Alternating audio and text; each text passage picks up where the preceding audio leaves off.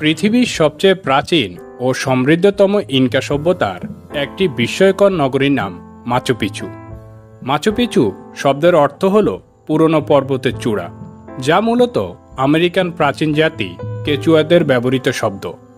দক্ষিণ আমেরিকার পেরুতে অবস্থিত এই বিধ্বস্ত শহরটি একটি পাহাড়ের চূড়ায় অবস্থিত।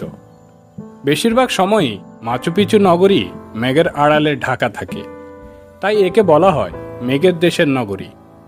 ইনকার হারানো শহর নামে পরিচিত প্রাচীন এই নগরী একসময় ইনকা সভ্যতার একটি গুরুত্বপূর্ণ সাংস্কৃতিক কেন্দ্র ছিল। পরবর্তীতে স্প্যানিশরা জায়গা দখল করে নিলে শহরটি পরিত্যক্ত হয়ে পড়ে।